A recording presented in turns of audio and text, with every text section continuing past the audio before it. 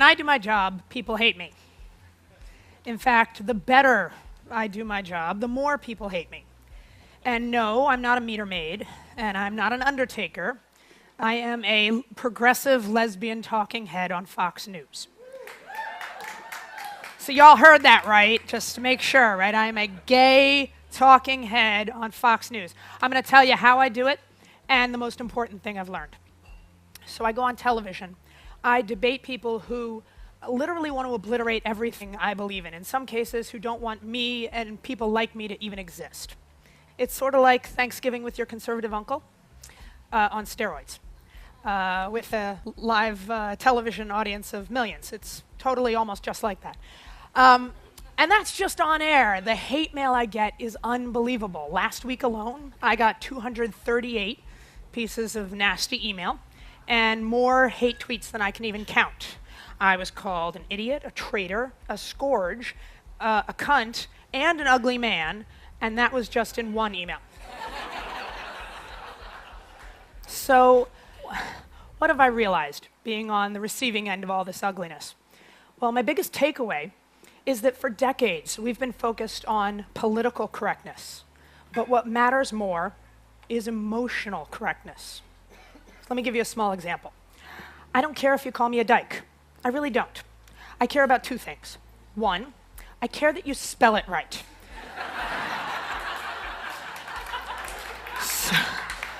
Just quick refresher, it's D-Y-K-E. You'd totally be surprised. And second, I don't care about the word, I care about how you use it. Are you being friendly? Are you just being naive? Or do you really want to hurt me personally? Emotional correctness is the tone, the feeling, how we say what we say, the respect and compassion we show one another.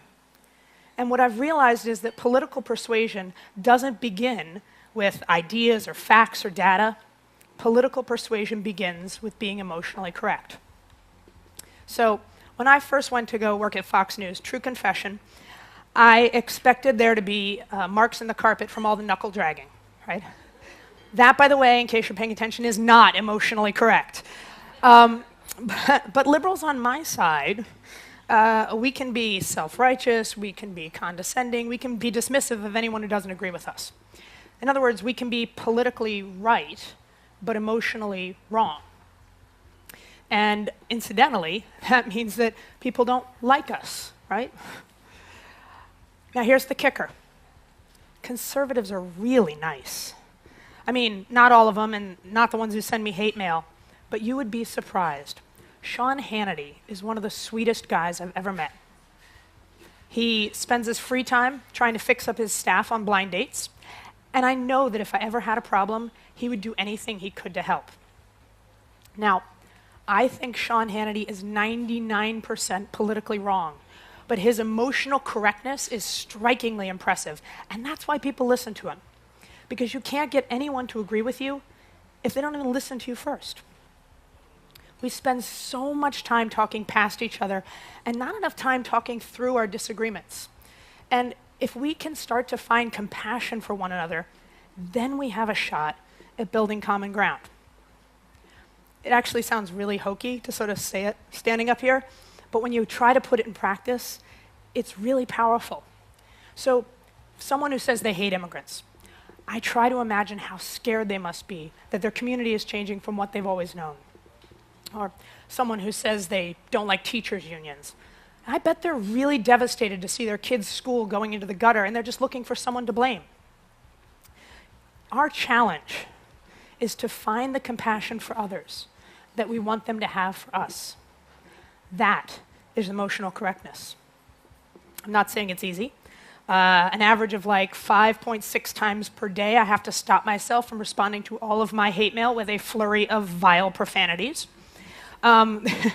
This whole, sort of finding compassion and common ground with your enemies thing is kind of like a political, spiritual practice for me, and I ain't the Dalai Lama. I'm not perfect, but what I am is optimistic, because I don't just get hate mail. I get a lot of really nice letters, lots of them. And one of my all-time favorites begins, I'm not a big fan of your political leanings, or your sometimes tortured logic. But I'm a big fan of you as a person. Now, this guy doesn't agree with me, yet. But he's listening. Not because of what I said, but because of how I said it. And somehow, even though we've never met, we've managed to form a connection. That's emotional correctness. And that's how we start the conversations that really lead to change. Thank you.